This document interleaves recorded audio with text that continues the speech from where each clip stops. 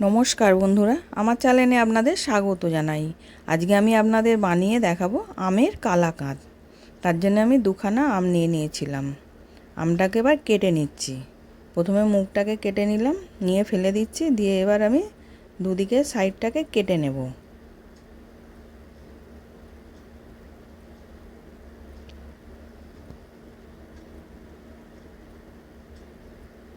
এবার চোকাগুলোর মধ্যে ছুরি দিয়ে দাগ কেটে নিলাম, নিয়ে আমি এবার মাটিটাকে বার করে নিচ্ছি একটা চামচে করে।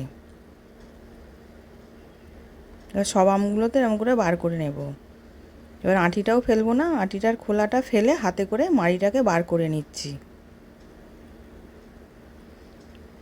এবার মাড়ি বার করা হয়ে গেছে আমের। এবার আমি মিক্সির জারের মধ্যে দিয়ে এবার পেস্ট করে নেব। এবার আমটা পেস্ট করে রেখে দিয়েছি। এবার কড়া একটা গ্যাসের মধ্যে বসিয়েছিলাম, অল্প একটু জল দিলাম যাতে দুধটা তলায় লেগে না যায়। এবার আমি 1 লিটার দুধ দিয়ে দেব।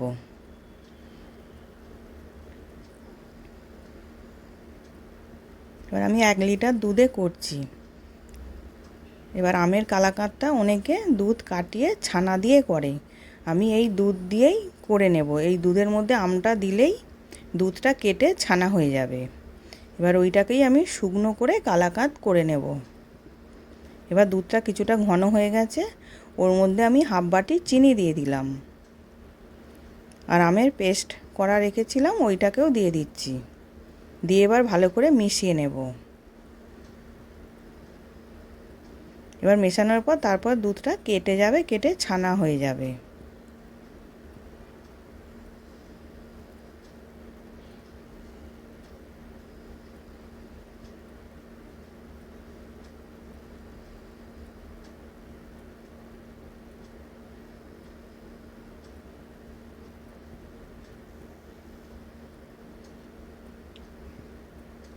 এবার দেখুন দুধটা কেমন কেটে গেছে, ছানা ছানা হয়ে গেছে। এবার ওটাকে ফুটিয়ে ফুটিয়ে আমি একদম ঘন করে নেব।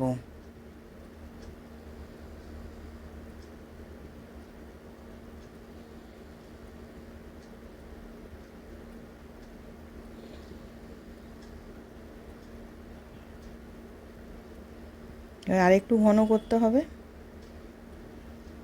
এবার পুরো ঘন হয়ে গেছে, শুকনো শুকনো হয়ে গেছে। এবার আমি নামিয়ে নিলাম।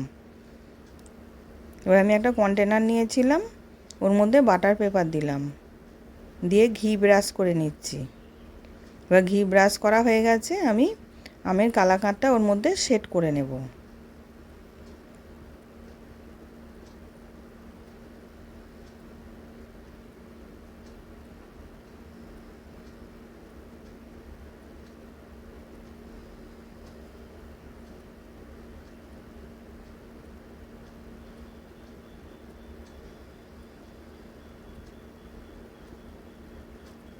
এবার সেট করা হয়ে গেছে, আমি 2 ঘন্টার জন্য নর্মাল ফ্রিজে রেখে দেব।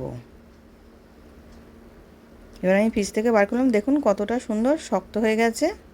এবার আমি একটা জায়গায় ঢেলে নিচ্ছি।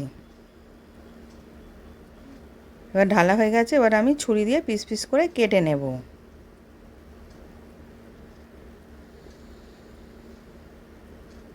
এবার দেখুন কত সুন্দর হয়েছে আমের কালাকাঁদটা। এবার আমি ওপর থেকে কাজু বাদাম, পেস্তা বাদাম দিয়ে সাজিয়ে নিচ্ছি।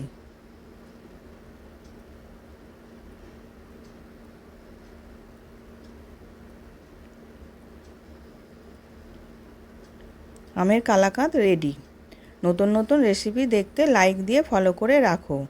আশা করছি ভিডিওটা ভালো লেগেছে। আমি হাজির হব আর এক নতুন রেসিপির সাথে।